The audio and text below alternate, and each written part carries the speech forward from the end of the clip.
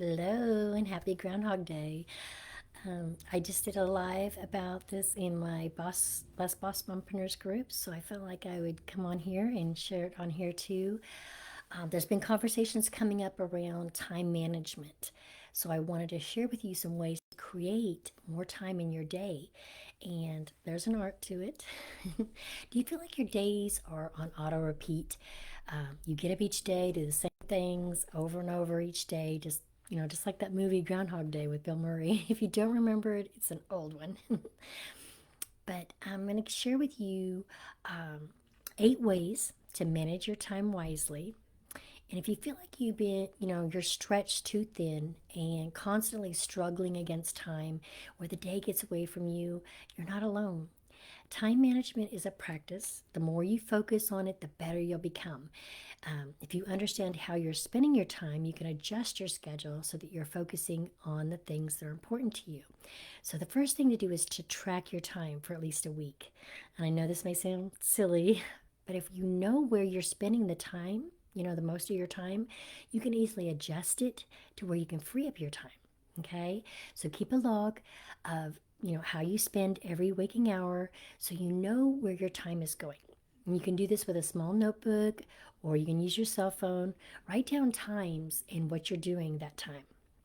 Okay, after a week or so, go back through your log and you can clearly see where you're spending most of your time.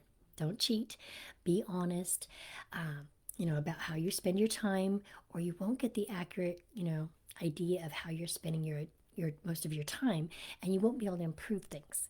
So for an example, if you spend 20 minutes playing a game on your phone, write it down. The whole idea is to track your day so you can figure out where and how you're spending most of your time. Okay, so number 2 is to identify and eliminate bad habits. And you can look at the log and look at the record of things that you're doing, find things that are distracting you or taking you off task. You may have habits that you've developed over time that you're now doing and they're doing you more harm than good. So changing your habits takes effort, but it will help you manage your time more efficiently, and so you can free up your time so you can do the things that you enjoy.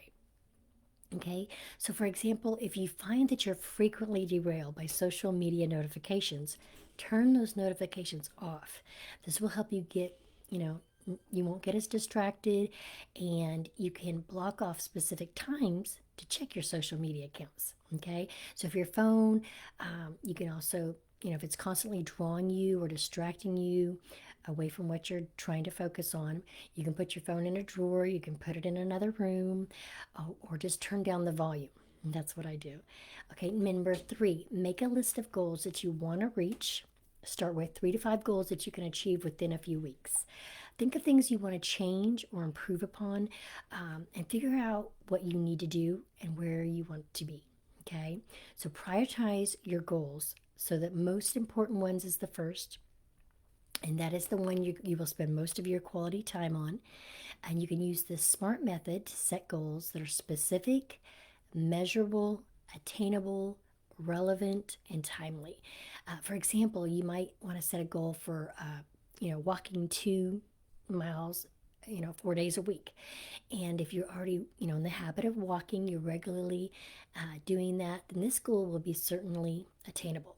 And it's also specific and it's measurable. Okay. Number 4, use a calendar to schedule and plan. I use a giant dry erase board.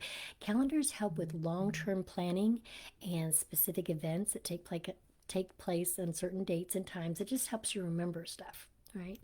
And use a separate schedule for your daily things. Use your daily schedule with being fairly repetitive, day-to-day schedule. Schedule these things like a half an hour to an hour blocks. Okay, and then you can group similar tasks together so that your brain isn't switching gears as often.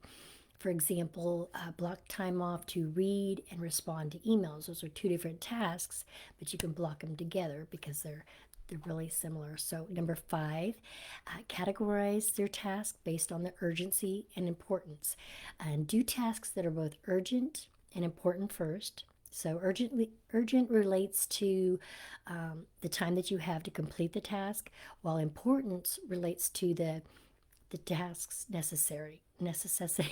necessity.